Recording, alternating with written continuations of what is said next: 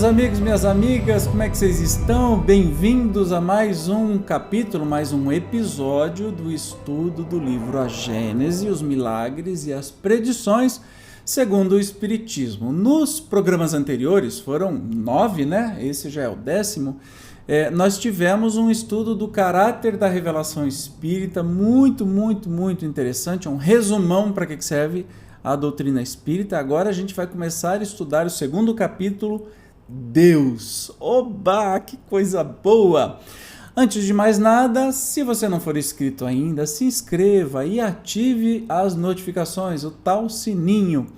Se puder também, seja membro e ajude o canal, colabore um pouquinho mais. Compartilhe esse vídeo com quem você gosta e nunca esqueça de clicar no joinha, tá bom? Então vamos lá, olha só, vamos começar o capítulo 2. Deus, hoje nós vamos ver especificamente a existência de Deus. Então vamos começar. Sendo Deus a causa primária de todas as coisas, a origem de tudo o que existe, a base sobre que repousa o edifício da criação, é também o ponto que importa consideremos antes de tudo. Então vamos lá, o que não precisar explicação a gente vai direto, tá? Constitui princípio elementar que pelos seus efeitos é que se julga de uma causa, mesmo quando ela se conserve oculta. Se, fendendo os ares, um pássaro é atingido por mortífero grão de chumbo, deduz-se que hábil o atirador o alvejou, ainda que este último não seja visto. Nem sempre, pois, se faz necessário vejamos uma coisa, para sabermos que ela existe. Em tudo, observando os efeitos é que se chega ao conhecimento das causas. Gostei muito desse exemplo aí de atirar no pombo, né? Mas assim, a gente não precisa exatamente, a ciência é cheio disso, né?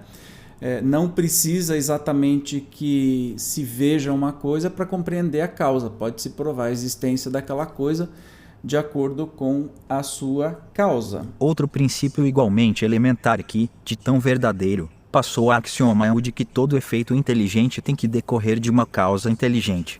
Se perguntassem qual o construtor de certo mecanismo engenhoso, que pensaríamos de quem respondesse que ele se fez a si mesmo?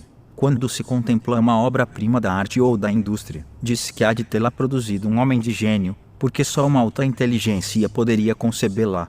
Reconhece-se, no entanto, que ela é obra de um homem, por se verificar que não está acima da capacidade humana. Mas a ninguém acudirá a ideia de dizer que saiu do cérebro de um idiota ou de um ignorante, nem ainda menos que é trabalho de um animal ou produto do acaso. A gente está vendo aí, por estas deduções, que Kardec quer nos chegar a entender a existência de Deus, mesmo sem ter a prova da sua existência. Dá para entender? Pelas suas obras inteligentes são fruto de uma inteligência, né?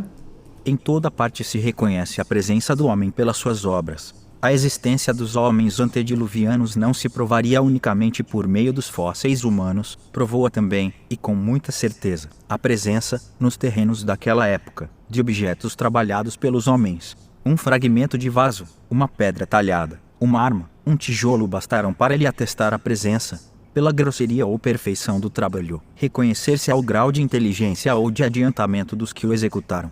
Se, pois, achando-vos numa região habitada exclusivamente por selvagens, descobrirdes uma estátua digna de Fídias, 17 não hesitareis em dizer que, sendo incapazes de tê-la feito selvagens, ela é obra de uma inteligência superior a destes. Então aqui ele está fazendo uma referência justamente pelas suas obras, né? Obras que são feitas por inteligências, mesmo que não exista a prova daquela inteligência que fez, mas exista a obra, fica evidente que foi feito por um ser inteligente.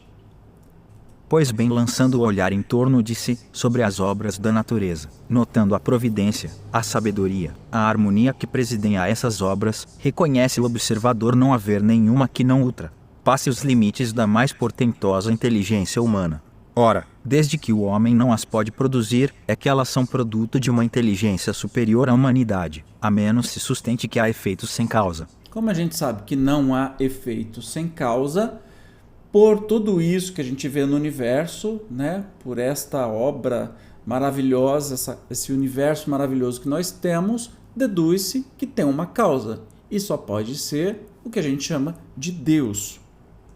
A isto opõe alguns o seguinte raciocínio: as obras ditas da natureza são produzidas por forças materiais que atuam mecanicamente, em virtude das leis de atração e repulsão. As moléculas dos corpos inertes se agregam e desagregam sob o império dessas leis. As plantas nascem, brotam, crescem e se multiplicam sempre da mesma maneira, cada uma na sua espécie, por efeito daquelas mesmas leis. Cada indivíduo se assemelha ao de quem ele proveio. O crescimento, a floração, a frutificação, a coloração se acham subordinados a causas materiais, tais como o calor, a eletricidade, a luz, a umidade, etc. O mesmo se dá com os animais. Os astros se formam pela atração molecular e se movem perpetuamente em suas órbitas por efeito da gravitação.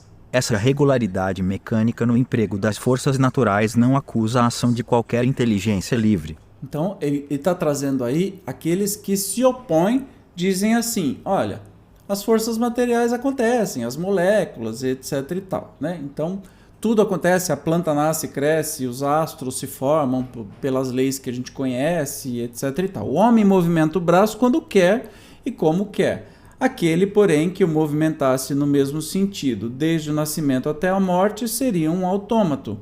Ora, as forças orgânicas da natureza são puramente automáticas. Acredite, tem gente que fala isso. Tudo isso é verdade, mas essas forças são efeitos que hão de ter uma causa e ninguém pretende que elas constituam a divindade. Elas são forças materiais e mecânicas, não são por si mesmas inteligentes, o que também é verdade, mas são postas em ação, distribuídas, apropriadas às necessidades de cada coisa por uma inteligência que não é a dos homens. A aplicação útil dessas forças é um efeito inteligente que denota uma causa inteligente. Um pêndulo se move com automática regularidade e é nessa regularidade que lhe está o mérito. É toda material a força que o faz mover-se e nada tem de inteligente. Mas que seria esse pêndulo se uma inteligência não houvesse combinado, calculado, distribuído o emprego daquela força, para fazê-lo andar com precisão? Do fato de não estar a inteligência no mecanismo do pêndulo e do fato de que ninguém a vê, seria racional deduzir-se que ela não existe. Julgamo-la pelos seus efeitos. Eu adoro os exemplos que o Kardec traz, justamente... Então o pêndulo faz sozinho, o pêndulo não é inteligente, ele obedece uma força sempre igual, essa força é a força da gravidade. Mas quem é que criou essa força da gravidade? Não foi acaso, né? Todas as coisas que acontecem são fruto de algo muito inteligente. A própria criação do planeta Terra e da vida na Terra, gente, é de um absurdo assim, as probabilidades de não ter vida no planeta Terra, e teve e se formou, e os que não acreditam em Deus chamam isso de acaso. Mas até o Einstein dizia que Deus não joga dados, ou seja, o acaso não existe. A existência do relógio atesta a existência do relojoeiro. A engenhosidade do mecanismo lhe atesta a inteligência e o saber. Quando um relógio vos indica a hora que desejais saber, quem se lembrará de dizer, aí está um relógio bem inteligente? Outro tanto ocorre com o mecanismo do universo. Deus não se mostra, mas se revela pelas suas obras. É algo lógico, não é? A existência de Deus é, pois, uma realidade comprovada não só pela revelação, como pela evidência material dos fatos. Os povos selvagens nenhuma revelação tiveram, entretanto, creem instintivamente na existência de um poder sobre-humano.